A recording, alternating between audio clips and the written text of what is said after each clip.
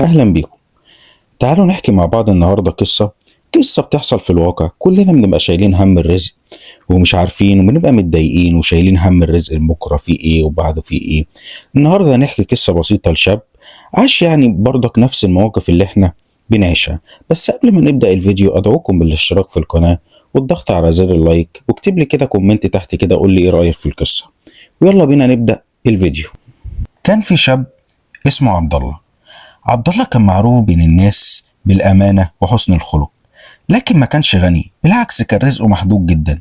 اشتغل سنين كتير وسنوات طويل في مهن كتير جدا، اشتغل حاجات كتير جدا. كان عنده مراته ست من الستات اللي هي بتستحمل وتواسيه في كل يوم. وكان كل هم عبد الله ان هو يوفر لهم الاكل والشرب. بس هو كان عنده طفلين. في كل ليلة قبل ما ينام كان يرفع ايده للسماء ويقول: يا رب انا سعيد والباقي عليك. فترة جت عليه عبد الله الدنيا ضاقت عليه، والديون كترت، وصعب الإيجار، وده هنا العيال عايزة تاكل وعايزين مصاريف. وزوجته كانت بتواسيه وكانت تقول له كلام إن هو تقويه والكلام ده كله. في يوم عبد الله نزل من الفجر يدور على شغل، قعد يلف في السوق كله محدش احتاجه. وهو راجع تعبان ومكسور لمح عيل صغير كده قاعد على جنب عمال يعيط. فراح له عبد الله سأله، قال له: مالك؟ قال له: انا مش معايا فلوس اروح لامي او ان انا ااكل امي.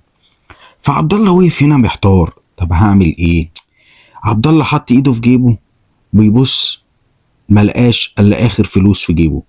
طب عبد الله قعد يفكر في عياله، طب انا اديهم له، طب ما انا مش هلاقي اكل عيالي. فعبد الله توكل على الله وعرف ان رب الرزق على ربنا. فادالي الواد الفلوس وقال له: روح يا ابني لوالدتك. عبد الله رجع بيته طبعا من غير ولا جنيه، ودخل الليل عليه وعياله جعانين. وعبد الله قعد كده في ركن وصلى وقال: يا رب أنت عالم بحالي. وفي لحظة الباب خبط، فتح لقى راجل غريب بيسأل عن عبد الله. طلع الراجل ده صاحب شركة كبيرة، وكان مراقب تصرفات الناس في السوق عشان يختار شخص أمين يشتغل معاه. وهو سمع عن عبد الله بالأمانة وحسن الخلق، وشاف اللي عمله كمان مع الولد، وسمع كمان اللي هو عمله كمان مع الولد. قال له: أنا محتاج واحد زيك، وراتبك هيكفيك ويكفي أولادك بالحلال. من اليوم ده حياة عبد الله اتغيرت تماما، مش بقى غني فجأة، لكن رزقه بقى واسع ومبارك فيه، وساعد ناس كتير زي ما ربنا ساعده. طبعا هنا العبرة في القصة، العبرة مش إن احنا الرزق مش دايما بيجي وقت ما احنا فاكرين ولا بالشكل اللي احنا متخيلينه، لكن ربنا عمره ما بيضيع سعي بني آدم ولا الخير اللي هو عمله. اللي يساعد وهو محتاج، واللي يصبر وهو متألم، ربنا بيفتح له أبواب ما كانتش على باله.